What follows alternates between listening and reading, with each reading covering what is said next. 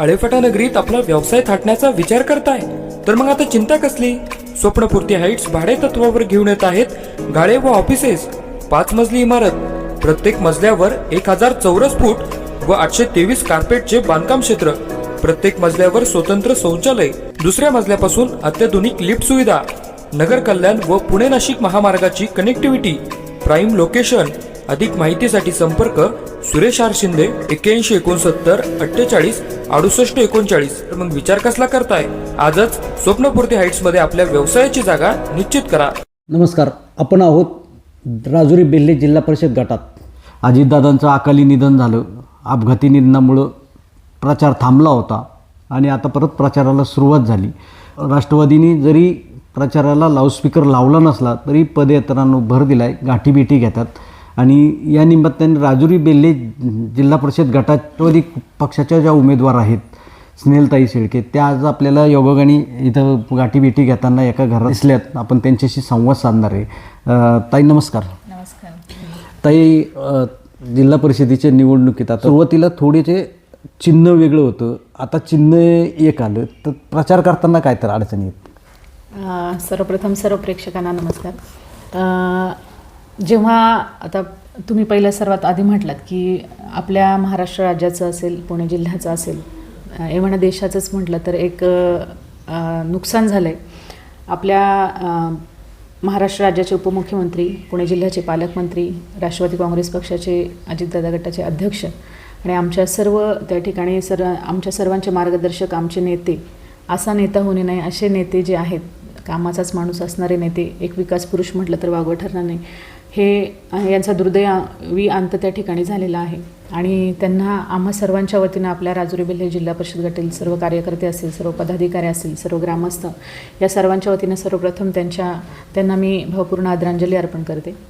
आणि जेव्हा ह्या सर्व घडामोडी चालू होत्या त्यावेळी आपल्या त्या ठिकाणी सर्व आपल्या कार्यकर्ते असतील किंवा सर्व पदाधिकारी असतील, नेहमी आमच्या शेळके कुटुंबाच्या समेत जी काही आपली कार्यकर्ते असतील आणि जे आपले जवळची माणसं असतील, या सर्वांना विचारात घेऊन, सर्व तरुण सहकारी मित्र असतील, सर्वांना त्या ठिकाणी विचारात घेऊन आपण राष्ट्रवादी काँग्रेस पक्ष, शरदचंद्र पवार या त्यांच्या तुतारी या चिन्हावरती निवडणुकीला सामोरे पहिल्या पक्षांनी जे आहे, म्हणजे आपल्या संसदरत्न खासदार अमोलजी कोल्हे यांनी आपल्याला त्यावेळी उमेदवारी डिक्लेअर केलेली होती. त्याच्यामुळे आम्ही तुतारीचा प्रचार त्या ठिकाणी करत होतो. पण त्यानंतर जे आहे ते सर्व घडामोडी राजकीय झाल्या, महानगरपालिकेच्या असतील किंवा नगरपालिकांची इलेक्शन झाली, त्याच्यानंतर माननीय अजितदादा पवार असतील किंवा आपले सर्वांचे शेतकऱ्यांचे कैवारी आपले सन्माननीय शरदचंद्रजी पवार साहेब असतील, यांनी सर्वांनी, सुप्रियाताई सुळे असतील, यांनी सर्वांनी एकत्रितपणे निर्णय त्या ठिकाणी घेतला आणि दोन्ही पक्षांनी एकाच चिन्हावरती, कारण संभ्रम लोकांमध्ये होऊ नये किंवा वेगवेगळ्या चिन्हांवरती त्या ठिकाणी निवडणुकीला सामोरे न जाता एकाच चिन्हावरती आपण निवडणूक लढवावी असा त्यांचा सर्वांचा त्या ठिकाणी निर्णय झाला. आणि त्या निर्णयानुसार आपण सर्वांनी जे आहे तेही आम्ही सर्व त्यावेळी अतुल शेठ बेनके साहेब, आपले माजी आमदार असतील, ह्या सर्वांना, खासदार साहेब असतील, हे सर्व त्या ठिकाणी आम्ही एकत्र येऊन जो आहे त्यांनी आणि सर्व मतदारसंघातल्या लोकांना विचारात घेऊन पुन्हा एकदा आम्ही त्यांची, सर्व कार्यकर्त्यांची, सर्व त्या ठिकाणच्या आपल्या सहकारी मित्रांची परत बैठक घेऊन आम्ही तो निर्णय घेतला की पक्षाने जो आदेश दिलेला आहे त्या आदेशाला आपण सामोरे जायचं का. आणि सर्वांचं ठरल्यानुसार सर्व राजुरी बेल्हे जिल्हा परिषद गटातील सर्व लोकांनी आपल्याला त्या ठिकाणी संमतीच दर्शवली. त्याच्यात त्यांचा उत्स्फूर्त आनंदही आम्हाला दिसत होता की आज दोन पक्ष एकत्र आल्यानंतर आपल्या पक्षाला बळकटीकरण मिळणार आहे आणि मजबूती मिळणार आहे. त्याच्यामुळे घड्याळ या चिन्हावरती आपण निवडणूक जी आहे ती लढवायची ठरवली. आणि त्याच्यामध्ये मग आपल्या खासदार साहेबांच्या अमोलजी कोल्हे असतील, आपले माजी आमदार अतुल शेठ बेनके असतील, त्याचप्रमाणे शिवसेना पक्ष उद्धव बाळासाहेब ठाकरे यांचे त्या ठिकाणचे बामणे साहेब असतील, आठवले गट RPI त्यांचे राक्षस साहेब असतील आणि इतर मित्रपक्ष, या सर्वांनी जे आहे ते त्या ठिकाणी आपल्या ह्या उमेदवारीला त्या ठिकाणी पसंती दिली आणि त्या ठिकाणी त्यांनी निर्णय घेतला की आपण यांना घड्याळ चिन्हावरती आपण सर्वजण त्या ठिकाणी निवडणुकीला सामोरे जात आहोत. ताई, आता निवडणूक सुरू आहे, तुम्ही मतदारांकडे जाताना तुमचा परिचय कसा देता, काय सांगा? मतदारांना खरं तर परिचय मी नवीन नाही आहे, त्याच्यामुळे मला मतदारांना परिचय देण्याची गरज नाही लागली. तरी मी आपल्या सर्वांसाठी सांगू इच्छिते की तुम्हाला सर्वांनाच माहिती की 2012 ते 2017 या कालावधीमध्ये मी जिल्हा परिषदेचं सदस्यत्व त्या ठिकाणी मी सदस्य होते आणि चांगल्या पद्धतीची विकास कामं केल्यामुळे आज लोकांच्या मनामध्ये त्या ठिकाणी आहे की ताईंनी चांगल्या प्रकारचे कामं त्यांच्या कार्यकाळात केलेली आहेत आणि मतदारांशी संपर्क साधत असताना त्यांच्या शाबासकीची थाप माझ्या त्या ठिकाणी पाठीवरती मिळते. त्याच्यामुळे मला नव्याने त्यांना परिचय करून देण्याची गरज पडत नाही.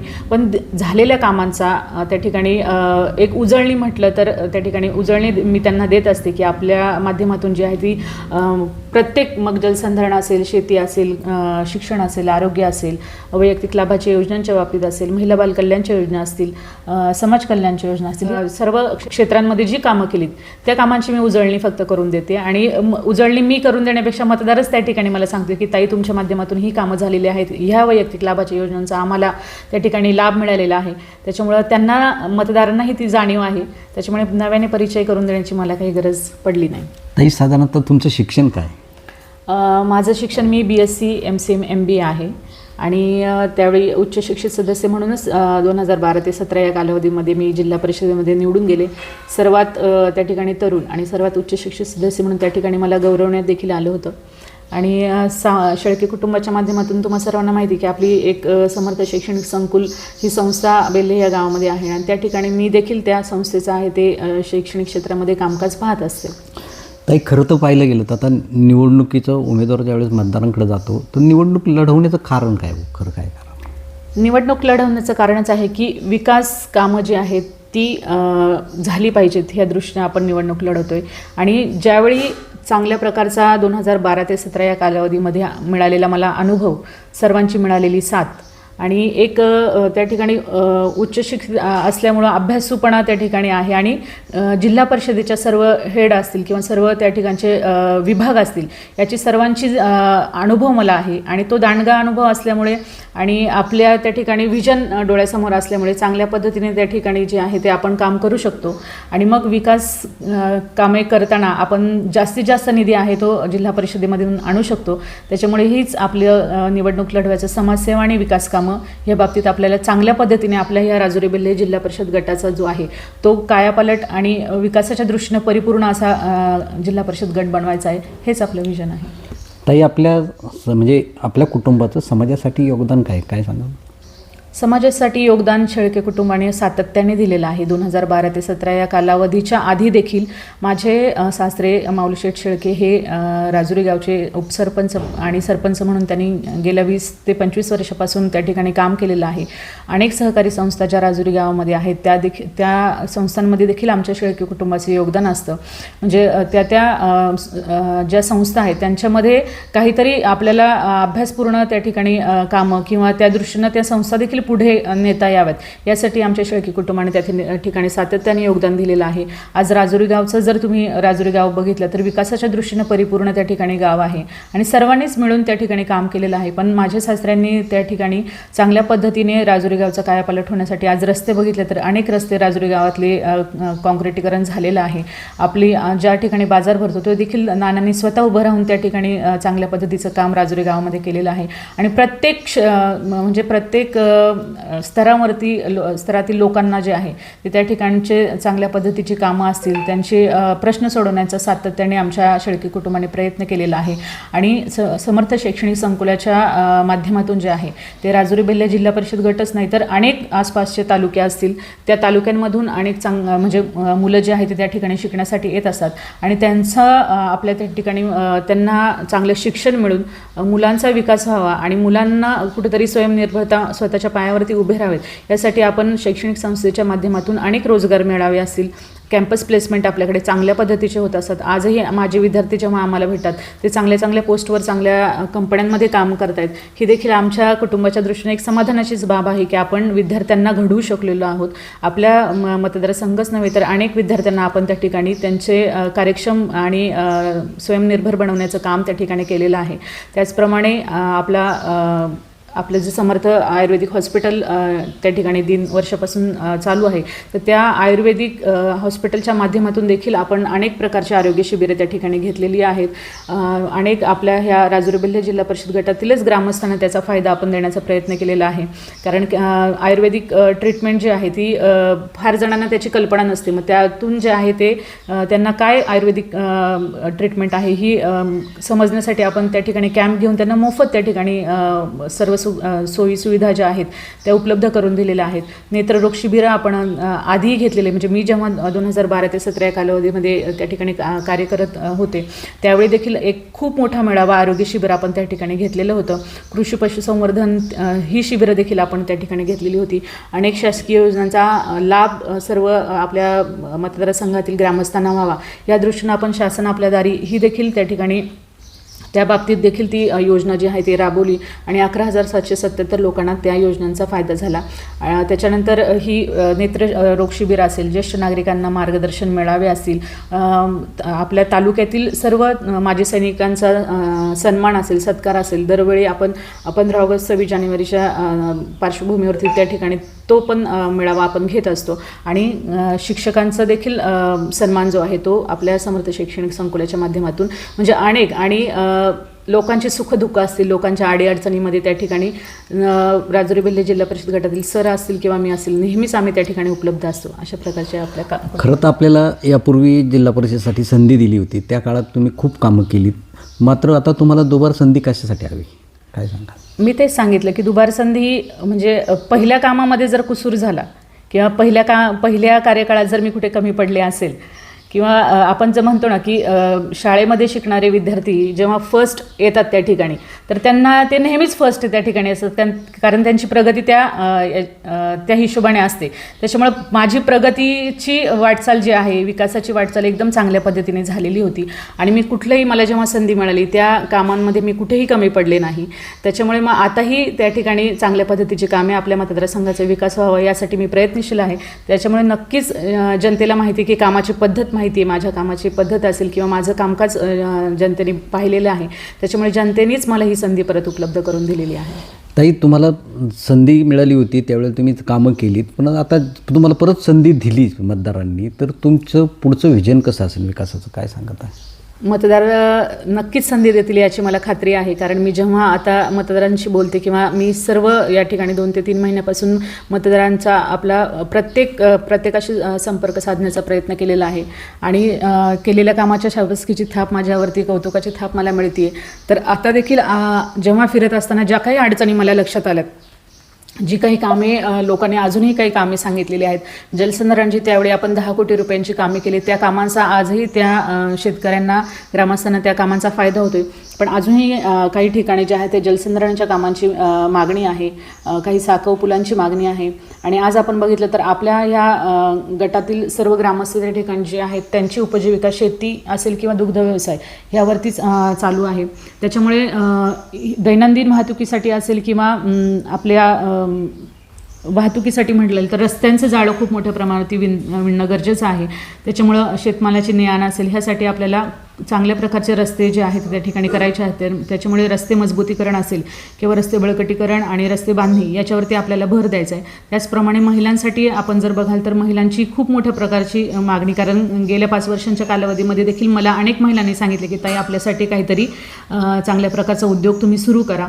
त्याच्यामुळे मग महिलांसाठी स्वयंरोजगार असेल किंवा लघु उद्योग, कुटीर उद्योगासारखे त्या ठिकाणीचे व्यवसाय असेल त्या दृष्टीने देखील आपल्याला काम करायचं आहे. तरुणांसाठी म्हणाल तर तरुणांसाठी आपण मागे जिमचं वगैरे साहित्य त्या ठिकाणी होतं, ते देखील जिल्हा परिषदेमधून आपण तरुणांना दिले होतं. पण तरुणांसाठी काहीतरी वैविध्यपूर्ण योजना त्या ठिकाणी आपण आणू शकलो तर तेही काम आपल्याला करायचं आहे.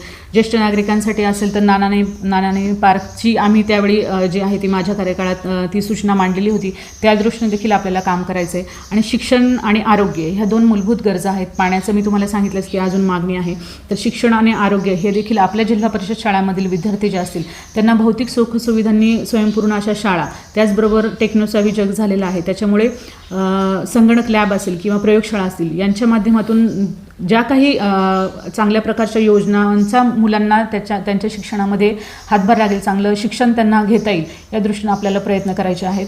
आणि त्याच्यानंतर आरोग्याच्या बाबतीमध्ये PSCचा पूर्ण क्षमतेने आज जेव्हा मी जिल्हा परिषद सदस्य म्हणून काम करत होते त्यावेळी 25-30 होणारी OPD 150वरती जाऊन पोहोचली होती.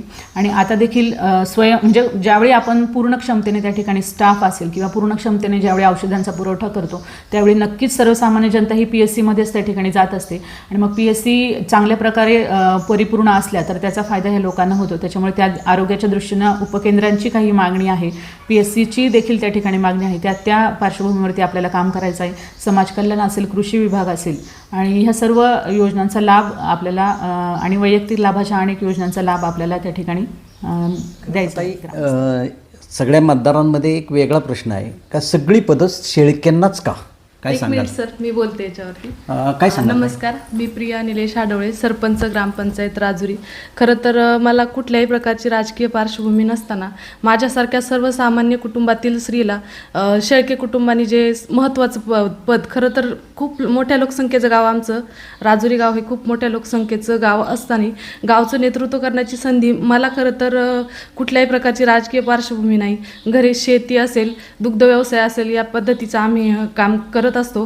तरी देखील एवढ्या सर्वसामान्य कुटुंबामध्ये शेळके परिवाराने आमच्यावर विश्वास दाखवून गावचं प्रमुख नेतृत्व करण्याची संधी मला दिली, याचा अनुभव मला आहे. आणि विविध संस्थांच्या बाबतीत बोलायचं झालं तर विविध संस्थांवर त्यांनी कुठल्याही प्रकारचं मोठं पद घेतलेलं नाही.